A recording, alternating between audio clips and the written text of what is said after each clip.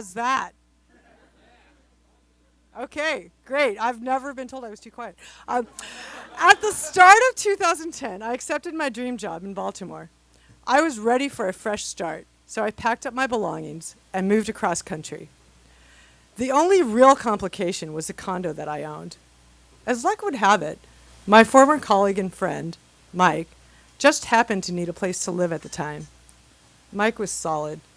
He had been a good friend to me when I was laid off, listening to me vent and buying drinks as needed.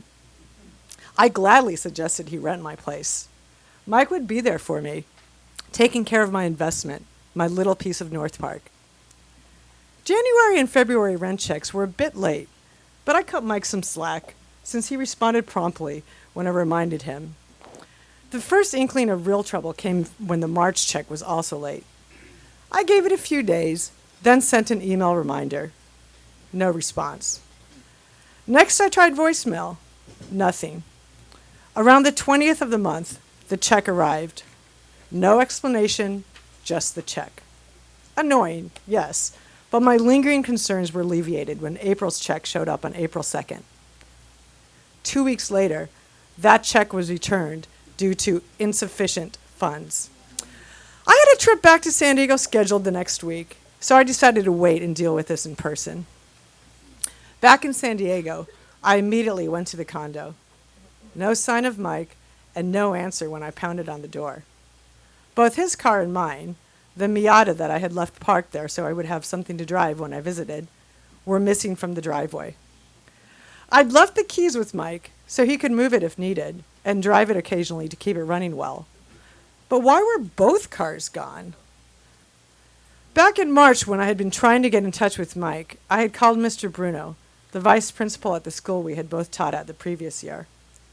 Mr. Bruno had been pretty cagey, telling me that he couldn't give any specific information about Mike. Faced again with an unavailable Mike, I tried calling once more, this time leaving an angry voicemail demanding answers.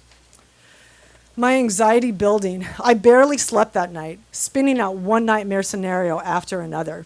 Was my car up on blocks in Tijuana? Was Mike capable of something like that? Most importantly, where was he? Oh, shit. My scuba gear was still in the apartment. I'd better go collect that before it too disappeared. So at 6 a.m. the next morning, I was back at the condo. Relieved, I saw my car was there. Climbing inside, I immediately spotted a wallet on the passenger seat. Opening it, I saw Mike's ID inside, as well as $1,500 in cash. What? Paying rent was a struggle, yet he's carrying around this kind of money and nonchalantly leaving it lying around in an unlocked convertible on a seedy street 1 block off of El Cajon Boulevard? The small measure of relief I'd felt upon seeing my car in the driveway quickly evaporated as I processed the incongruity of this large sum of cash. But he owed me rent, so I decided to take what was mine and pocketed $900. I pounded on the front door. No answer. Screw it. I had my own key, and at this point, I felt justified in using it. Dirty dishes were piled on the kitchen counter and throughout the living room, punctuated by half-eaten burritos, abandoned at seemingly random positions. Clothes had similarly been discarded in no discernible pattern, and empty wine jugs were tossed here and there. Cheap wine, the kind sold by the gallon at CVS.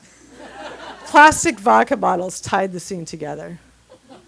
I followed this path of chaos into the bedroom, empty except for a mattress resting directly on the floor. No box springs, no bed frame, just a blanket thrown on top. And no occupant. What the fuck? I had thought for sure I would find Mike there asleep. Where could he be at 6 in the morning? Not out for a jog, I was pretty certain. Even more worried about my scuba gear being gone, I entered the closet and was rewarded by the sight of my black duffel bag. A quick check inside revealed that everything was there. Just then, I heard a rustling sound from the long, narrow closet that ran the length of the opposite wall. I froze. Rats? They would love the dirty dishes and congealed burritos in the outer room. I crossed the room and cautiously opened the door to the second closet. Ah! Inside the closet was a body, face down. Ah! I kept screaming as I ran out of the room and out of the condo. Incredibly, there happened to be a police cruiser driving past at that precise moment. I flagged it down. Unable to speak, I just stood there shaking and hyperventilating. The cops kept asking me, "Are you okay? Did someone try to hurt you? Are you having a medical emergency?" Finally, I was able to articulate the essential fact of the situation. There was a body face down in my closet.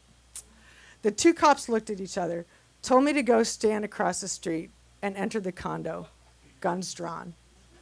A minute later, they emerged, dragging a handcuffed Mike with them.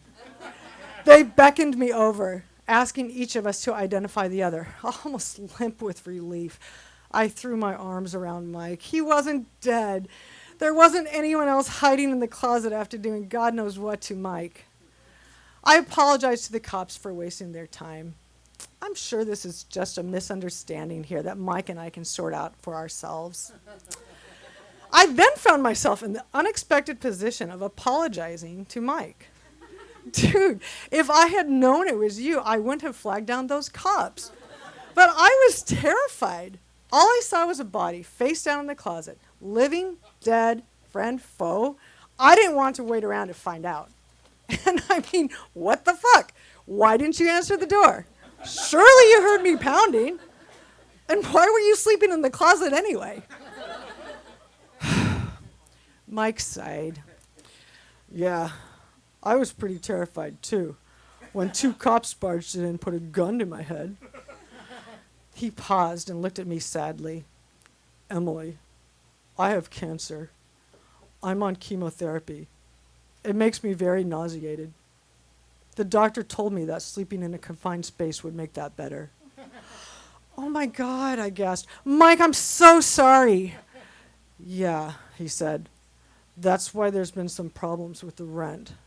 I've just, had a lot on my mind. I was instantly filled with empathy. I wanted to believe him. Mike was solid, right? We re-entered the condo, taking seats on my leather couch. He explained away the cash in the car by saying that he had finally received some money his sister owed him. Just then my phone rang. Glancing at the caller ID, I saw it was Mr. Bruno, returning my call from last night. Some instinct told me not to let Mike know who it was. I excused myself and stepped outside. Hi, Mr. Bruno. I'm sorry for leaving you that aggressive voicemail last night. Mike's explained everything to me. Pause. What exactly did Mike tell you? Ventured Mr. Bruno.